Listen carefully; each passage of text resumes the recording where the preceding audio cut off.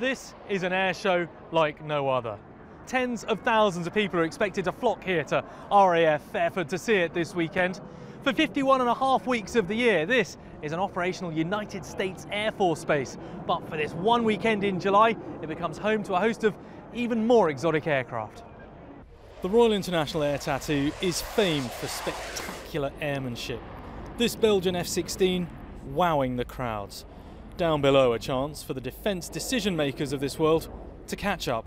There is no question that this is the best air show, not just in Britain, it's the best air show in Europe, and the air chiefs will tell you it's the best air show in the world, because the respect that the Royal Air Force have amongst their peers around the world means that we get more air chiefs here to come and have engagement through the Air Power Conference ahead of RIAT and now here at RIAT than happens anywhere else in the world.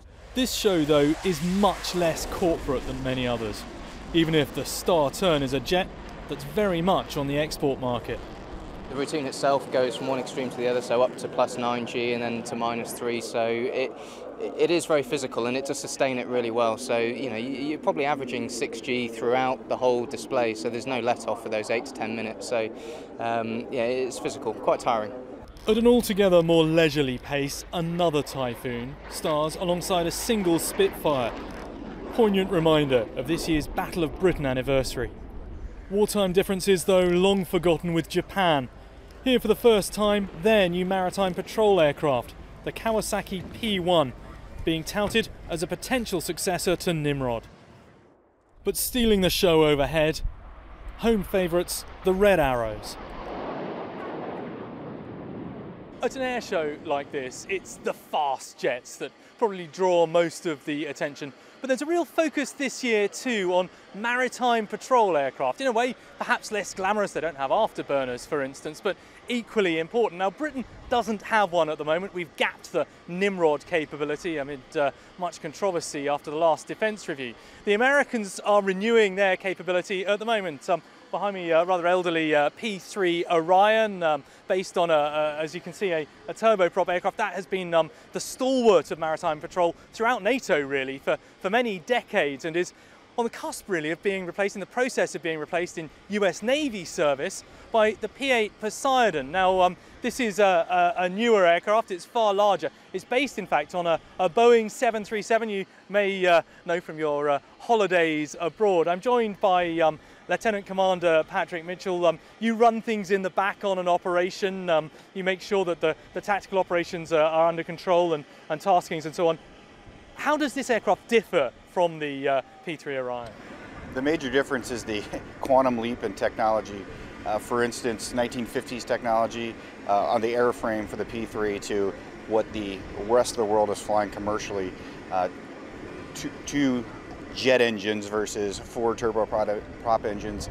We also, the mission system suite is second to none now. Our integration with our strike group and our allied surface, air, and subsurface units it's a quantum leap, again, just to reiterate that. And what does that give the US Navy, having this capability? How do you fit in to what the US Navy does on operations? Well, our data link systems allow us to have a real-time picture. For example, in our former platform, the P3, it was based on HF technology, and getting into the link was difficult. We oftentimes struggle to broaden the strike group's common operating picture. Now, with our new Link 16 capability, we fit in seamlessly, and we can, with our range, our ability to go 1,000+ miles on station, we can deliver a better picture for the strike group. Now, this isn't a capability that the Royal Air Force or Royal Navy, British Defence has at the moment, but you're helping Britain to stay in the maritime patrol aircraft game by having some crew with you, by training them and keeping them current in how to hunt submarines and do everything else it is that you do. That's correct. We have about 10 Royal Air Force pilots, flight officers, and acoustic and non-acoustic operators, and it's mutually beneficial because we're helping them gap the Nimrod. We're also learning the way of the RAF and how they did maritime patrol, and it's an awesome experience to work with these gentlemen. Some of them have 3,000-4,000+ hours in the Nimrod, and that culture exchange is making us better, both nations better.